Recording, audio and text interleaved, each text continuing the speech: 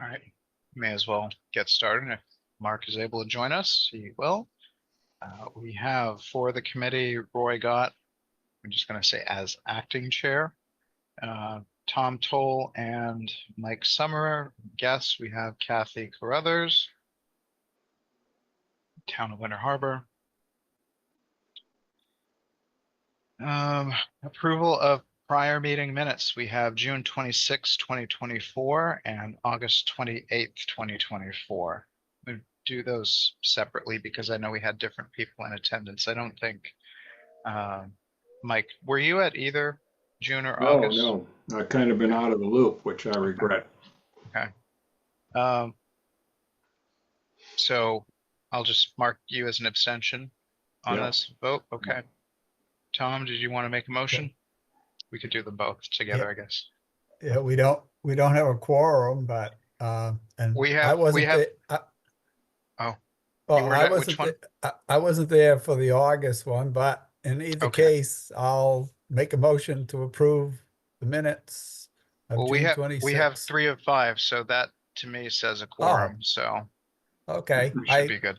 I guess the committee keeps getting smaller, so It has, yeah. Yeah. All right, so motion in a second. I will second the motion.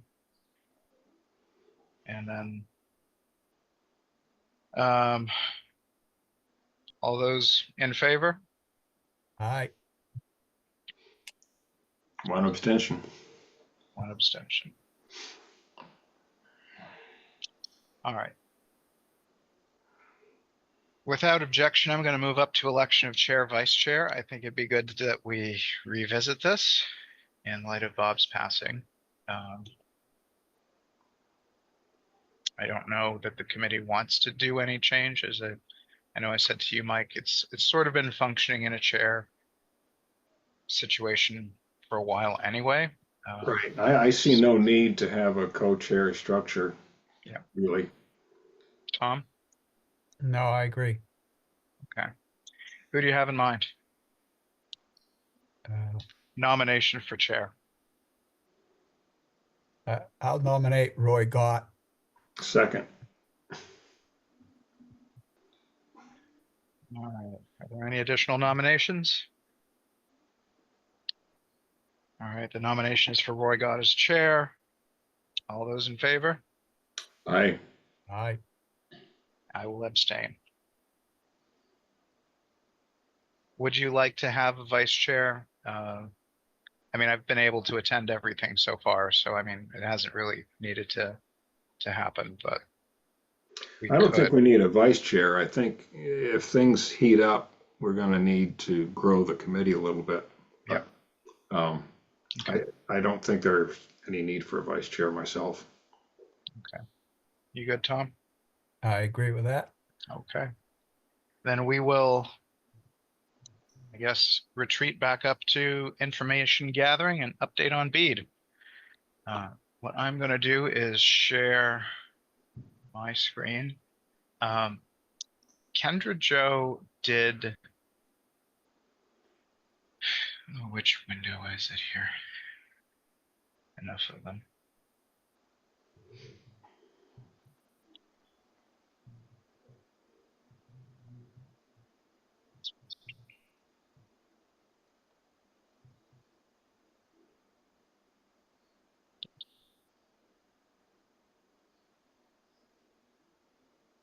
All right, Kendra Jo did send the link over to the map again, which I had sent out to you. She referred to it as 2 PSAs, but I really do believe that this is, I mean, there are 3 PSAs, and I do believe they include a bit of Winter Harbor and Gouldsboro in just about every one of them. So this one here, I'm going to get rid of this. You know, we've got Ironbound Island, and then there's these couple of other, I'm not even sure if this one is Gouldsboro or not, but I'm pretty sure some of these are. Is Ironbound Gouldsboro or Winter Harbor? I'm showing my Kathy, ignorance. Kathy It's may know. I Goldsboro. don't. It's Winter Harbor. When Ironbound is Winter Harbor. Yes. Okay, so these two, the two top ones here, I don't know what they are because they're not labeled on this map, but those definitely seem like they would be in Gouldsboro. And certainly down here past the end of Grindstone Point or Grindstone Neck, those would be Winter Harbor. So this seems to have a little bit. And of course, here we've got Schoodic Point and Birch Harbor in this one. It's got 40 unserved, 8 underserved. Apparently it doesn't think that there are any anchor institutions. I would qualify Schoodic Institute as an anchor institution, honestly, but that's maybe my own bias. And then we have the big PSA here with 30 unserved, 458 underserved, and 12 community anchor institutions. That obviously covers almost all of Gouldsboro and most of, I'd say, Winter Harbor. So those are the areas that we're looking at. Of course, disclaimer again, these are still in draft form. They can change until the NTIA approves Main Connectivity Authority's drafts. But I don't think they're going to change dramatically personally. Might be some reshuffling of data points, but it would make sense that this will be pretty close to the final version. Thoughts, anyone?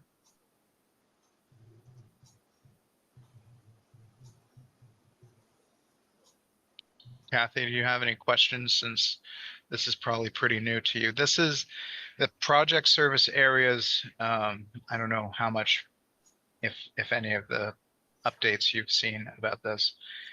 Just a few. Yeah. Yeah, not into detail. Any provider that is goes through and is successful with pre-qualification through Main Connectivity Authority will be able to basically bid on any one or combination of project service areas, saying, I would like to build a network in that region that will serve at least those data points. They may also serve other addresses within that region in the process of serving those. But the points that make up these polygons here, those, just a moment. Spam risk, I wonder what that could be this time of year. These are those locations that are eligible to be funded through the federal funding right now to build out the fiber network. So Okay. Roy, what are the anchor institutes? What's the definition of that? I don't know exactly how they've defined it, but I think a lot of it is usually schools, municipal centers, municipal buildings, that sort of a thing. I believe that would be their definition. Maybe even like fire stations, police, maybe it's businesses, stores. I don't know that they actually have it might be on their website what it is, but libraries, things of that nature, I would assume. We've got one school, we've got 2 town offices, we've got 2 libraries, 2 libraries, a few fire stations, community center. So Yeah, that makes sense. and there's 12 of them there. It's not marking any in the Birch Harbor one, and certainly nothing out on the island. So I would expect that those 12 would be, from those list of those organizations we just mentioned. So for Kathy's benefit, the next steps basically are once NTIA approves this level of the plan and the pre-qualification process has happened, then those providers that have pre-qualified can submit proposals for what a project would look like on that combination of project service areas that they want to hypothetically build out. Once that is happening, those providers will work with the communities to some extent. It may be a varying extent to see, the needs and just have some collaboration with the communities. And there's really not a lot of scoring that the communities have influence over in the selection of who's the successful proposal. Mostly it comes down to the rubric that the Maine Connectivity Authority has developed, which, you get points for various characteristics of your proposal and who you are as a provider. There are 8 points that can be awarded based on community involvement and engagement, I believe it is. So that's something as we get closer to the process. Coming out of this meeting, I do want to have a discussion, in this meeting about making presentations to the select boards, just to bring them up to speed on what this looks like going forward. But That's a good idea. Is there any possibility that nobody will bid on RPSA? I think there's a possibility, but as Kendra Jo said previously, so each one of these projects that addresses one or more PSAs is a sub-grantee or sub-grant, if you will, part of the entire grant. And I think what they have to do, from what she has said, is they need to come up with a solution for every single project service area, no matter how small or economically impractical it is. So I think it's unlikely, but it's certainly a possibility. But to move the whole thing forward, I think they have to move everything forward, is the way I understand it. They said they need to have something for all of these unserved and underserved areas before they can really do anything else. And the ultimate choice of a provider is out of our hands as well. It's out of our hands, but we have that very small degree of influence with a letter of support from the community for one provider over another, and anything that they've demonstrated that they've worked with the communities. There's some, I think for certain areas, there's points for working with tribal entities as well. So there's not much that we have to sway the decision one way or the other than that letter of support, if there's one that we feel would be better than another for our communities. And what is the timeline? I apologize for missing most of the discussions over the summer, but what's the timeline for something actually happening here? Let's see. I think they've got, yeah. So you're seeing the website right now? Yeah. Okay. So this is, oh no, down here, working downward. So they opened sub-grantee pre-qualification back around the time that I sent out the first email with the draft PSA link in it. Sub-grantee selection application opens. So they're doing that this fall.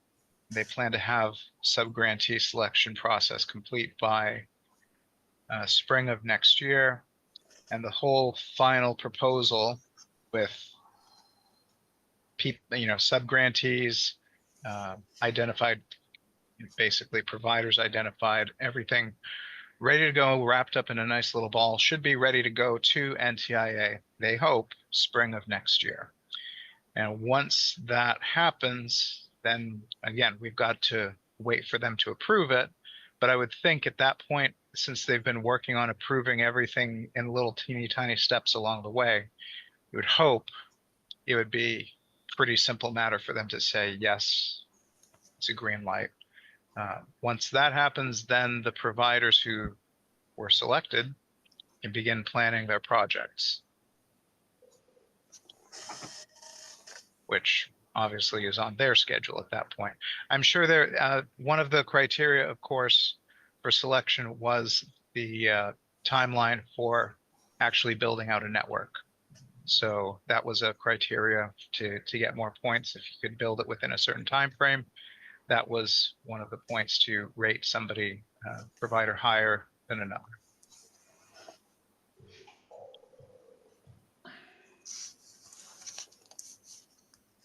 So obviously it's not a lot more information than we had before, but at least we do have the map. And, you know, like we've said in the past, I feel very strongly that it should be one solution for the entire peninsula. Now, 3 different providers could submit proposals, one for each of these project service areas, and we could hypothetically have a different network built in each one of those little chunks. It wouldn't Down make here. any sense, but it could happen. It wouldn't make any sense, but it could happen. I think it would make perfect sense for this to be one big project. Yeah. I think it would also make perfect sense for Steuben to be part of the same project, Yeah. because geographically, we're really not that far off, and it's a very high density project. As Kendra Jo said last time, because of the density of Steuben and its dearth of service, they stand a better chance at getting a project than we do. But honestly, there's not too much difference between these two in raw numbers. Steuben is a little bit more dense, whereas Gouldsboro is a little bit more spread out. And Winter Harbor, we know there's just an isolated few dots in Winter Harbor by comparison, but still. They're important dots. They're all important dots. So that's. Are these, I got a silly question because I've not been involved, but are these proposals or whatever going to come from like the companies that we're all familiar with? Like It's expected that the incumbent providers, so the Spectrums and the Consolidates, will be among the providers that make proposals. But Kendra Jo has said that they believe that this process will draw in providers that haven't had a presence in the area before. So we may see some competition in that regard. I think it makes sense. I think certainly. competition would be good. Competition will definitely be good. Actually. We certainly know what Consolidated's offering if they happen to be the winning provider in this area would be. I mean, their Fidium product it's the same pricing structure and speeds statewide. So we know what it would look like if it happens to be them. And honestly, it would be a pretty good package, I think, for most people. They have as low as $35 a month for an introductory package, and 1 gig for $70. Yeah, introductory pricing. So I would say it's reasonable for what we'd be getting out of it. So yeah, it gives us something to compare against at least. Any thoughts on any of this, Tom? I'm trying to remember, because I looked at this once before. Gouldsboro Point Road, is that in the polygon for Steuben? Or yeah, okay, it's in that. It's Open actually area. kind of in between here. Yeah. Okay. But that being said, knowing this road as I do, and I don't know it super well, but I've been down there at least twice, and I know that's the only way you're going to get, because I know this road, the Fletcher Woods Road, looks a lot better on this map than it does in real Yeah. life. Right.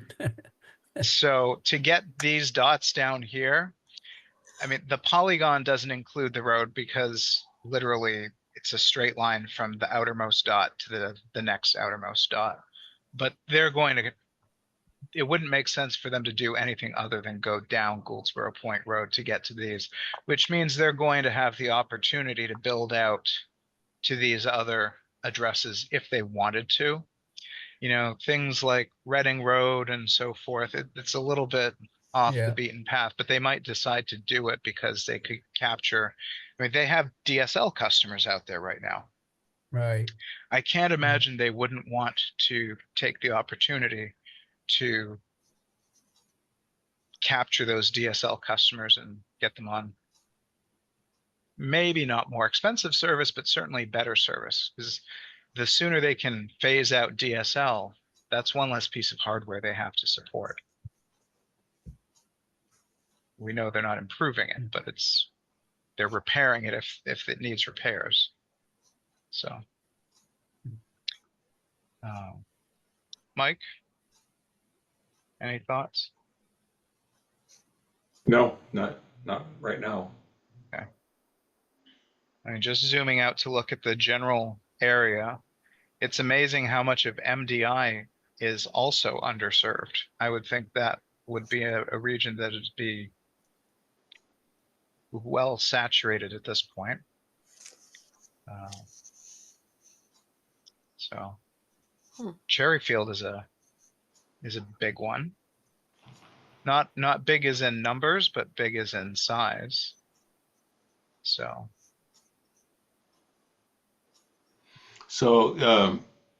We don't have any Polygon over Blue Hill because they've got their own network developed already, right?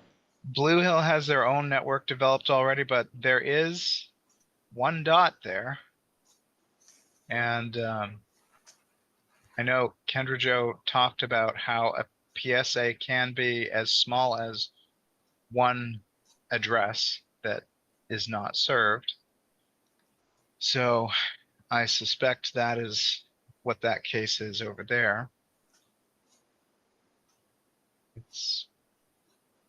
She called those the noise locations there, not to be demeaning, but just because they were like scattered.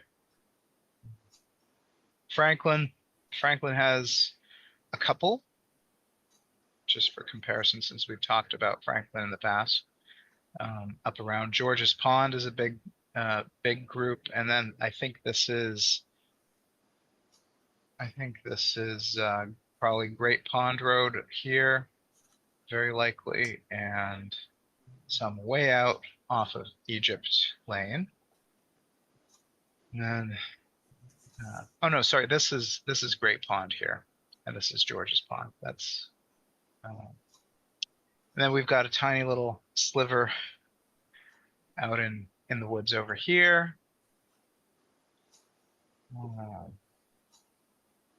We have lumped in with a lot of space from Sullivan here, but this is over near the fish hatchery on the dirt end of the,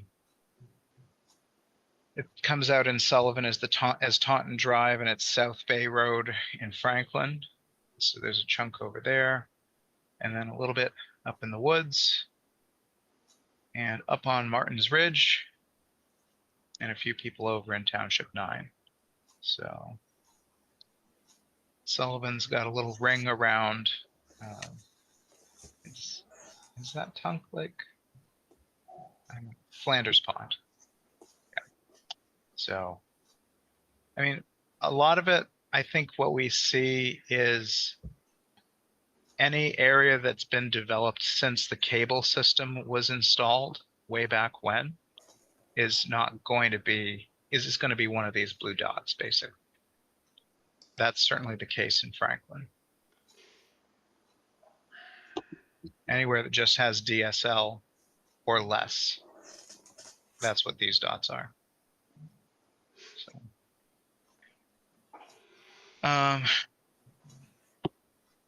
So I guess I will, not having any more information to share about BEAD really,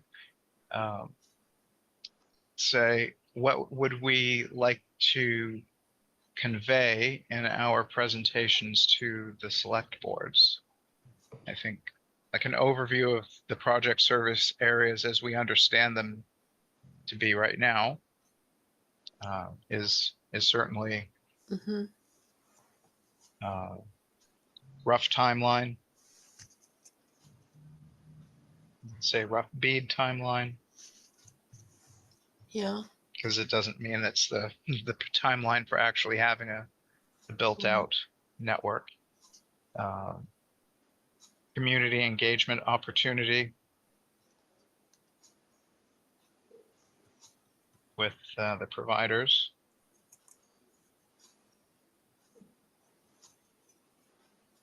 Yeah, And because to- they're not just not really informed at all, Mhm.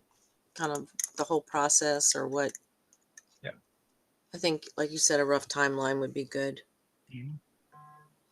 And like we've said, also I'd emphasize that there's literally in this process no burden on the communities. I like that idea. Mhm. In the sense that if we just stick to the federal funding and the BEAD data as it's right here, Hmm.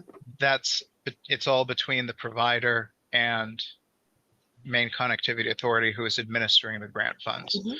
The communities don't have to do a thing. Now, I will point out, if there's an area here that we deem important to get served, but is not eligible for federal funding, that could be an opportunity for the community to work with the winning provider to build out that area in the process. Then there would be some community Hmm. obligation, but we as the communities would have to be the ones to bring up that and pursue it with them. Hmm. So That's good. I mean, that's good to know. theoretically, those would already be areas that have cable service. That do have cable. Right. Any other thoughts on what you, Tom and Mike, would like to have us share specifically with the select boards? I can draft this up. Well, I don't. just following up on Kathy's comment, I think a 30-second overview of where we started and where we thought we were going and where it looks like we're going to go would be helpful for the select boards. Hmm. Um, Yeah. Even for former members of our committee who've asked these questions, probably would, when we started out, we were strongly in favor of building our own network and Right. mimicking what was up farther north. This certainly looks like a easier, less labor intensive solution for us, Less risky as well. and less risky, but Yep. not entirely in our control. Absolutely. It's Like on my board, there's a new selectman than was here when all this first started. So that, like, I'm concurring with the little brief bring Right. up to date thing. Yeah. No, that I've made that note, so we can definitely Yeah. give an overview. And I would say I'm still very much in favor of having a locally owned network, but I mean, what we really ran into is with our request for proposals, there was nobody that was interested in building a dark fiber open access network. It just, the closest thing was Consolidated saying, if you want to own it, we'll work with you to make that happen as long as you give us exclusivity for 20 years. So, and That's not completely dark, but yeah. right. So, any case, so any other thoughts? And like I said, I can draft up a presentation, bullet points, and send it out to the committee after, in the next week or so. And It's And when- actually a simpler presentation than it would have been had we been going down the path toward building our own network. it'll be much less technical, and I'd say a much easier sell. Yeah. So Roy, I have a meeting Monday night, so I'll update them on me attending this meeting because knowing Sandy wasn't going to be here.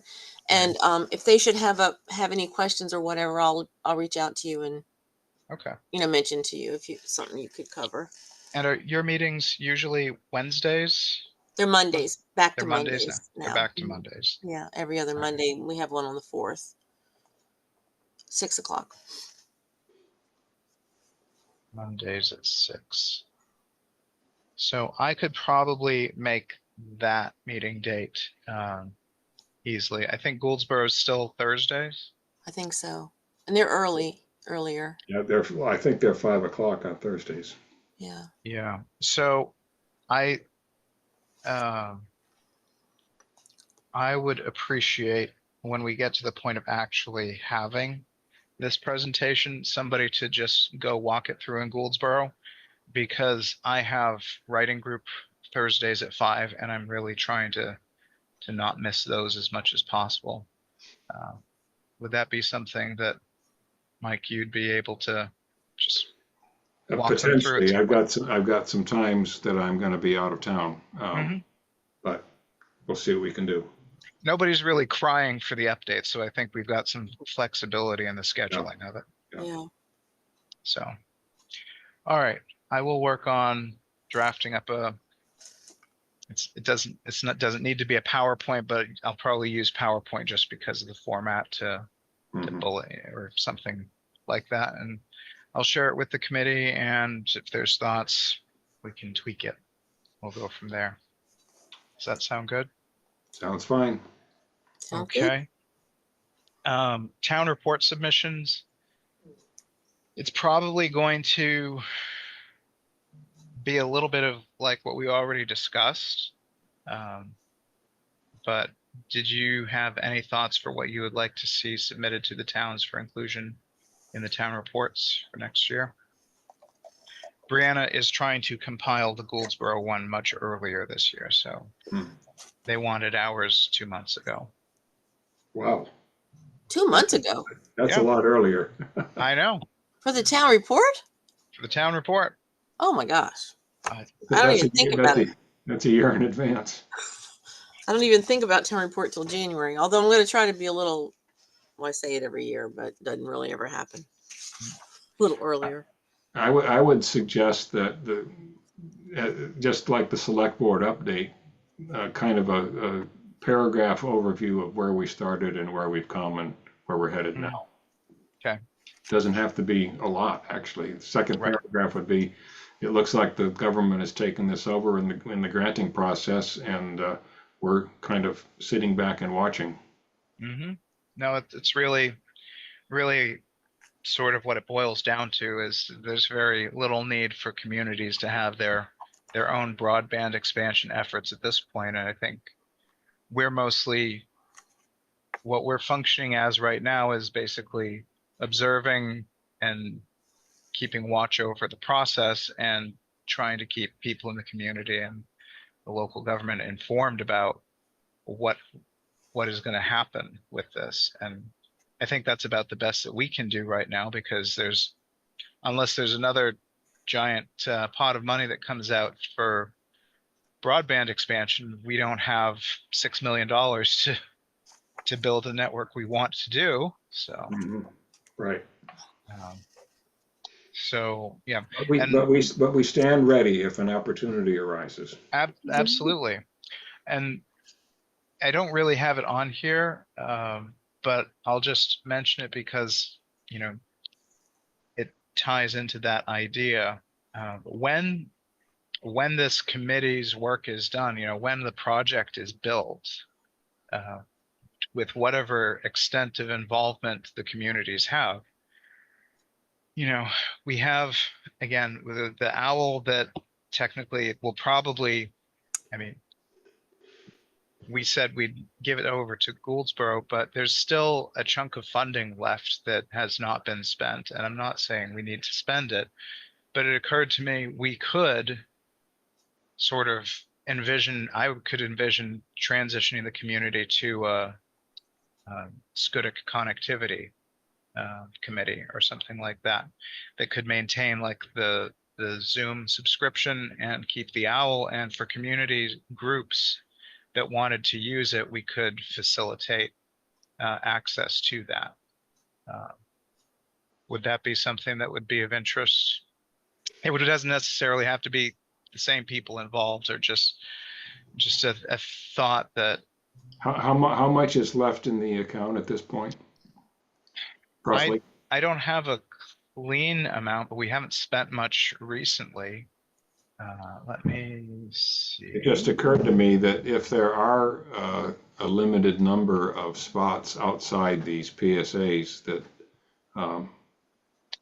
need some financial incentive for the provider to provide service to, I don't know if Yeah. we have the wherewithal to make that happen for a limited number of outliers. Yeah, I don't think it's enough to. I don't think it's enough to really make a difference for a lot of that. It'd be nice if it was, but I thought it was Brianna who had given me. Here we go. That was Yeah. with a little bit of. Oh, I've already forgotten what it's called. The big grant that we just finished up at the beginning of the year. Had some of that. There's still a few $1,000s in there. But with Zoom being roughly $150, $160 a year, I don't know, I was thinking if we got to a point, just Peter Drinkwater said, well, maybe we'll rent an owl somewhere. Well, I mean, if we had it available and we've got the money, we could continue to maintain the accounts and the technology and just make it available as needed for community groups that needed to have some service for that.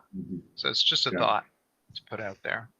Yeah. There might be other ways to use it as well, but that was something that seemed like maybe a good ongoing thing. For all those meetings that the Winter Harbor Select Board wants to have available online. Mm-hmm. Okay. Ah, Kathy can understand my sarcasm. I can. I got you. So, all right. So I'm pretty sure that covers everything on the agenda. Did anybody have any other business they wanted to discuss today? No. Okay. Kathy, I don't know if you want to see if there's anybody else in Winter Harbor that wants to join us on the committee where Bob is no longer with us. I put a just- thing, the newsletter went out today and I put Okay. a thing in there to call Okay. me if there was anybody interested, so we can see what that does. And I could definitely see us having two more people on okay. here that bring us back up to sort of where we were Okay. with Rhiannon and Bob, and it'd just be, I'd like to keep it an odd number because that just makes quorum a little tiny bit easier. Yeah. Yeah. I'll let you know if I hear. Okay. Maybe very good. somebody will. Yeah. Maybe. Sounds good.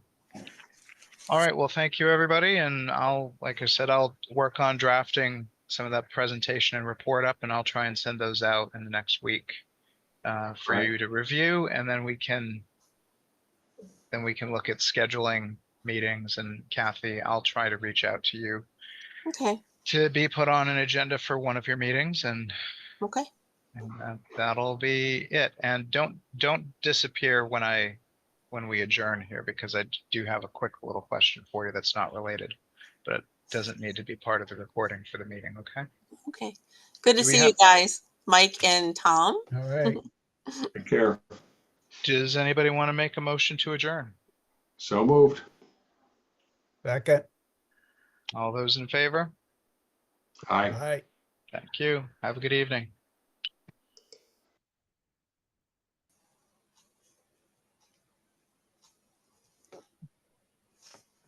Stop share. Stop recording.